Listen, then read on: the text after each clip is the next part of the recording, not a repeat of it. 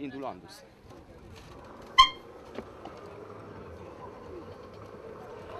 Ó, mi van németek, mit néztek? Ó, vissza ne ráncs!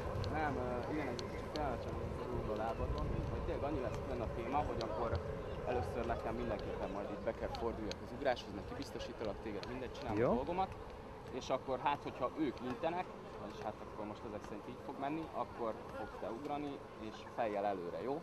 Persze, fejjel Jézusban. előre, hasaskal, hát pontosan így van. Azért magasan vagyunk. Félsz, Andris? Csalóka lesz szám föntről, elég magas. Igen.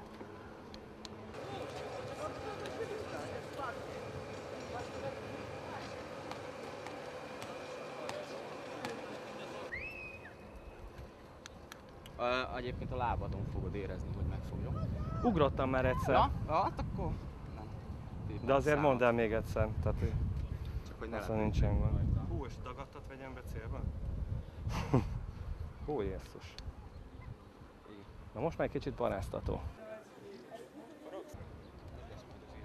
Picit megvárjuk még meg. Ó, Jézus. Rágomat nem köptem ki. Úgy.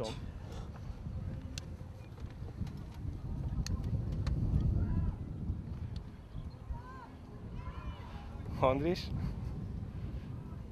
Köszöntjük az RTL Klub nézőit! Ez itt a reggeli. Mindjárt kijön a reggeli.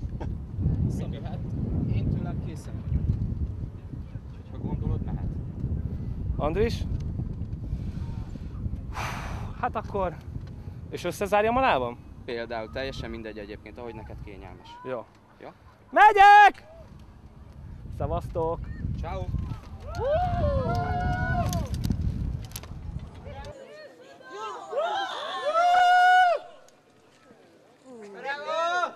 Csupa volt a szemem. Láttam.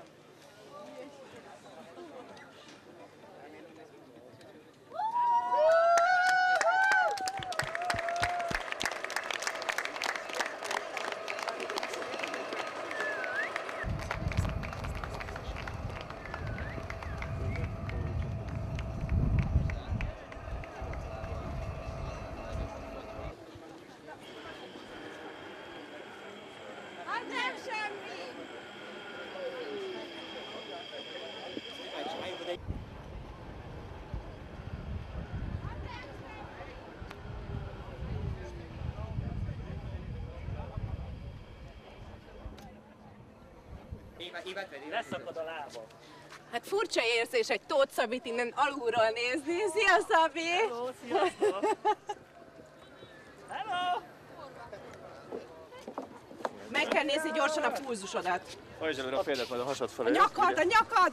A nyakát adjátok! Mert mi van a nyakammal? A pulzusodat mind. A lábam szakadt le. A lábad szakadt le? Igen, hát a lábam egy kicsit az ugye Fogja fáj, a fejed, rosszul érzed magad? Jaj, nem, minden rendben van, teljesen jó volt. Abszolút szuper. Milyen volt a panorámád? Panoráma nagyon jó, tehát elláttam egészen Keszthelyig, úgy érzem. Én azt gondoltam, hogy meg fogod magad gondolni, amikor fönt voltál, mert olyan sokáig vártál, hogy mondom, hezitál, és a Szabi vissza fog jönni, tuti biztos vagyok benne.